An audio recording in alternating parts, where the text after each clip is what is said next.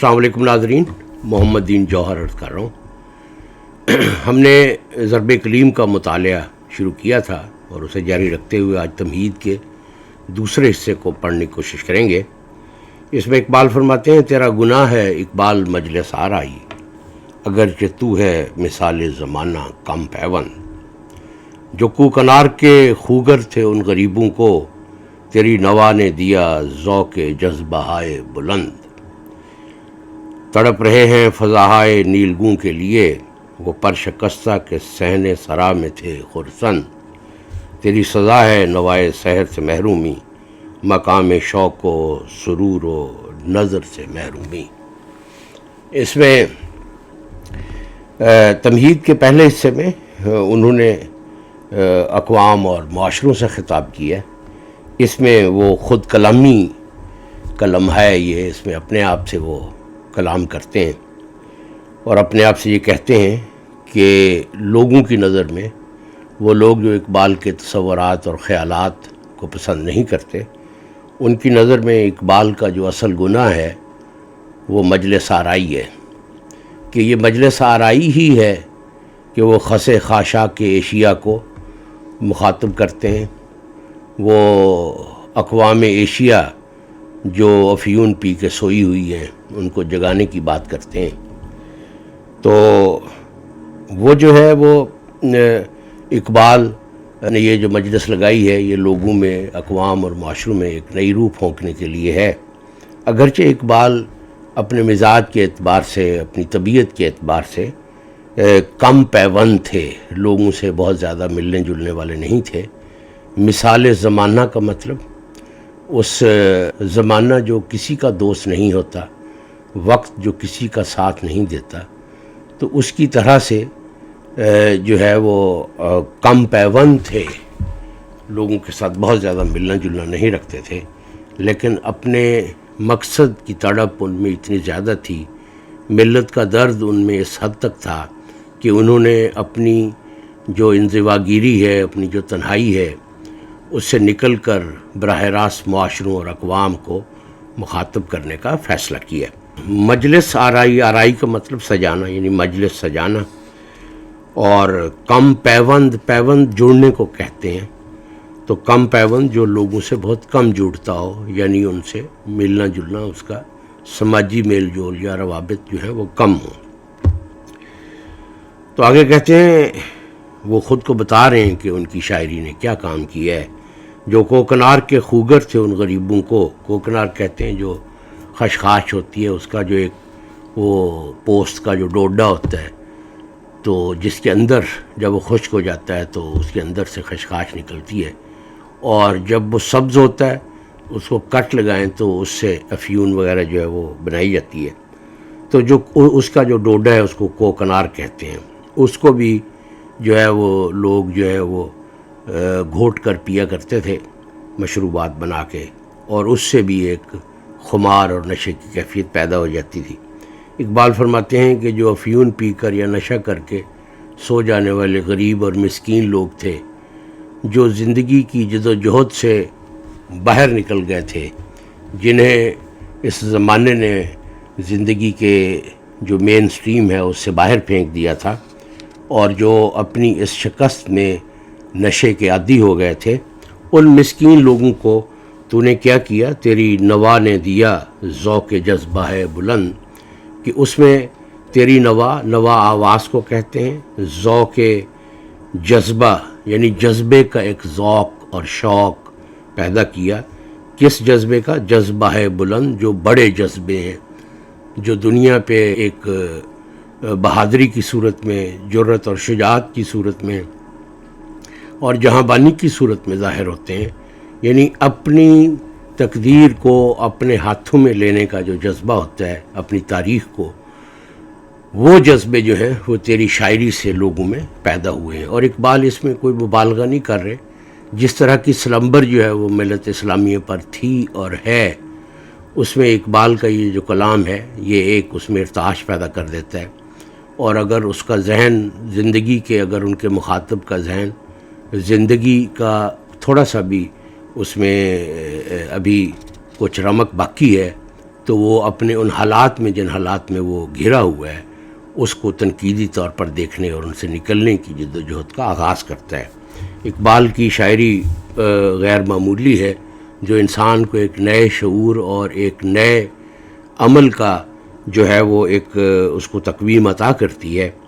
اور وہ تاریخ میں اپنا جو رول ہے اس کو ادا کرنے کے لیے وہ آگے بڑھنا شروع کرتا ہے۔ تو اقبال فرماتے ہیں کہ وہ مسکین اور غریب لوگ جن کو کوئی پوچھتا نہیں تھا، اور جو کوکنار کے خوگر ہو گئے تھے، اس کے عادی ہو گئے تھے، خوگر کا مطلب عادی، تو تیری نوا نے یعنی تیری شاعری نے ان کو بہت بڑے بڑے جذبے عطا کیے ہیں، اور تاریخ سے جلاوطن کیے ہوئے لوگ جو ہیں وہ اب اس میں لوٹ آئے ہیں، اور جو قوموں کی جد و جہد ہے، جو زندگی کی نبرد آزمائی ہے، اس میں وہ لوگ پھر سے شامل ہو گئے ہیں۔ تو تڑپ رہے ہیں فضا ہائے نیلگوں کے لیے، فضا ہائے نیلگوں، نیلگوں کا مطلب نیلی فضاؤں کے لیے، یعنی آسمانی فضاؤں کے لیے، مراد بہت اونچی فضاؤں کے لیے، بڑے بڑے میدانوں کے لیے، بڑی بڑی مارکوں کے لیے، بڑے بڑے میدانوں کے لیے جہاں وہ اپنی صلاحیتوں کا ظہور کر سکیں۔ تو وہ لوگ، کون لوگ جو ہیں وہ فضا ہے نیلگوں کے لیے تڑپ رہے ہیں، اس کے لیے بے چین ہیں، ان میں اڑنے کے لیے بے چین ہیں، یعنی اپنے عمل کو ان فضاہائے نیلگوں میں ظاہر کرنے کے لیے وہ لوگ بیتاب ہیں۔ کون لوگ؟ جو پرشکستہ، وہ پرشکستہ کے صحن سرا میں تھے خرسند، سرا سرائے کو کہتے ہیں، صحن سرا کا مطلب سرا کا جو صحن تھا اس میں کوکنار یا پوست پی کر نشے کی حالت میں رہنے والے لوگ جو ہیں، وہ جن کے پر بھی ٹوٹے ہوئے تھے، اور وہ صحن سرا میں نشہ کر کے ٹوٹے ہوئے پروں کے ساتھ سو کر جو لوگ خرسند تھے یعنی خوش تھے، وہ لوگ اب تڑپ رہے ہیں فضاہائے نیلگوں کے لیے۔ اقبال جانتے ہیں کہ جو بڑی شاعری ہے یا جو بڑا کلام ہے وہ انسان میں کس طرح کا تحرک پیدا کرتا ہے، کہ جن کے پر ٹوٹے ہوئے تھے ان کے پر نئے اگائے، اور جو صحن سرا سے کبھی میدان جنگ میں یا زندگی کی جد و جہد میں شامل ہونے کے لیے صحن سرا سے کبھی نکلے نہیں تھے، اور وہیں وہ خوش رہتے تھے، آج وہ جو یہ تاریخ لہو رنگ تاریخ ہے، اس تاریخ میں اپنا رول ادا کرنے کے لیے اب اس سے باہر نکل آئے ہیں، اور وہ یہ چاہتے ہیں کہ وہ وہاں داد شجاعت دیں اور اپنی تاریخ اور اپنی تقدیر کو پھر سے اس کی باغیں جو ہیں وہ اپنے ہاتھوں میں لینے میں کامیاب ہو جائیں۔ اس میں کوئی شک نہیں ہے کہ اقبال انسان کے جذبے میں، اس کی سوچ میں اور اس کے عمل میں جس طرح کی مہمیز کرتے ہیں، اس کی کوئی مثال ہماری گزشتہ 300-400 سال کی تاریخ میں جو ہے وہ نہیں ملتی۔ انہوں نے، ان کی شاعری جو ہے وہ ایک مردہ فرد اور مردہ قوم کے لیے ایسی ہی ہے جیسے کہ کوئی کم کہہ رہا ہو، اور اس میں حیرت کی بات یہ ہے کہ ان کے کم کہنے سے اور اس قوم میں بہت سارے ایسے افراد تھے جو اٹھ کھڑے ہوئے اور زندگی کی جد و جہد میں شریک ہو گئے، جو زندہ معاشروں کا اور زندہ انسانوں کا شعار ہوتا ہے۔ تو اقبال کہتے ہیں جب میں یہ کام کر رہا ہوں اور میری شاعری جو ہے وہ قوم میں ایک نئی روح پھونک رہی ہے، اور جو پرشکستہ لوگ تھے ان کو فضاہائے نیلگوں کی پروازیں عطا کی ہیں میری شاعری نے، تو اس پر میری سزا کیا ہو سکتی ہے کہ یہ وہ کام ہے جس پر صاف ظاہر ہے جو جن لوگوں نے ان کو اس حالت سے دوچار کیا تھا ان کو میری شاعری جو ہے وہ خوش نہیں آتی، ان کو راس نہیں آتی، اور مجھے اگر وہ کوئی سزا دینا چاہتے ہیں تو وہ کیا سزا دینا چاہتے ہیں کہ مجھے نوائے سحر سے محروم کر دینا چاہتے ہیں، اور مقام شوق، سرور، لطف کا، نظر اور عقل کا جو مقام ہے، شوق کا یعنی عشق کا، سرور یعنی لطف کا، اور عقل کا جو مقام ہے اس سے وہ مجھے محروم کر دینا چاہتے ہیں۔ لیکن میں ان چیزوں سے بے پرواہ ہو کر اپنی جو شاعری ہے اس شاعری کے ذریعے سے اپنی قوم سے مخاطب ہونا جو ہے وہ میں ضروری سمجھوں گا۔ اب اس میں یہاں آخر میں ایک بات میں عرض کرنا چاہتا ہوں کہ ہمارے ہاں تعلیمی اداروں میں شاعری جس طریقے سے پڑھائی جاتی ہے اور جس طریقے سے عام طور پر شاعری میں جو معنی موجود ہوتے ہیں ان کو جس طریقے سے سامنے لایا جاتا ہے، اس میں بہت ساری چیزیں ایسی ہیں جن پر بہت سخت قسم کے اعتراضات جو ہیں وہ کیے جا سکتے ہیں۔ مثلاً یہاں مجھے ایک لطیفہ یاد آ گیا، بلکہ واقعہ یاد آ گیا کہ ایک دفعہ امتحان ہو رہا تھا ایک کالج میں، تو وہاں ایک طالب علم جو تھا وہ بھی امتحان دے رہا تھا، اور اس کے پاس وہ ایک جو سوال نامہ اس کو دیا جاتا ہے جس کو کویسچن پیپر کہتے ہیں، اور ایک اس کے پاس اسکرپٹ بک ہوتی ہے جس کے اوپر وہ اپنے جوابات لکھتا ہے۔ تو اس نے بہت جلد وہ اسکرپٹ بک جو ہے وہ پوری بھر دی، اور اس کے بعد وہ تھوڑی دیر کے بعد اٹھے کہے شیٹ سر، تو اس کو شیٹ مل جاتی۔ وہ 5 منٹ کے بعد پھر اٹھ کے کھڑا ہو جائے سر شیٹ، تو اس کو پھر شیٹ مل جاتی۔ تو اس طرح سے وہ سارے امتحان کے دورانیے میں شیٹیں ہی مانگتا رہا، اور اس کی لکھنے کی سپیڈ بھی بہت زیادہ تیز تھی، تو اس نے 30-40 شیٹیں بھی ایکسٹرا لگا دیں، اور ایک کافی بڑا اس کا ضخیم قسم کا اس کی اسکرپٹ ہو گئی۔ تو جب نتیجہ آیا تو اس کا 0 نمبر تھا، یعنی اس کے جو مارکس تھے وہ 0 تھے۔ تو جو اس کے استاد تھے اردو کے، انہوں نے اس کو بہت ڈانٹا کہ یہ تم نے کیا اتنی شیٹیں ضائع کی ہیں اور کیا؟ تو کہتا سر جی میں تو انتہائی محنت سے اتنا زیادہ پیپر کیا ہے۔ اس نے کیا کہا خاک محنت کی ہے؟ تو اس میں لکھا یہ ہوا تھا ہر چیز کے جواب میں کہ شاعر کہتا ہے، شاعر کے خیال میں، شاعر نے یوں کہا ہے، شاعر نے اپنے جذبات کا اظہار یوں کیا ہے، شاعر کہتا ہے، شاعر کہتا ہے، شاعر نے یہ کہا ہے، شاعر نے وہ کہا۔ تو وہ ساری تو اس نے کہا یہ تم نے کیا بکواس لکھا ہے؟ کہتا سر جی یہ میں نے وہی کچھ لکھا ہے جو آپ کلاس میں پڑھاتے ہیں۔ تو کلاس میں ہمارے یہی پڑھایا جاتا ہے کہ شاعر کہتا ہے، شاعر کہتا ہے۔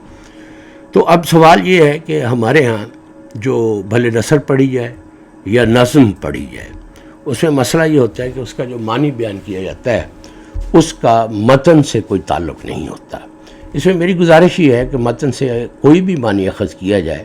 وہ صرف اس وقت تک جائز ہو سکتا ہے،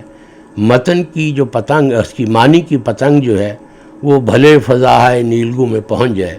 لیکن اگر اس کی ڈوریاں جو ہے یا اس کی ڈوری جو ہے وہ متن میں پیوست نہیں ہے یا متن کے ساتھ جڑی ہوئی نہیں ہے تو وہ معنی ناجائز ہے۔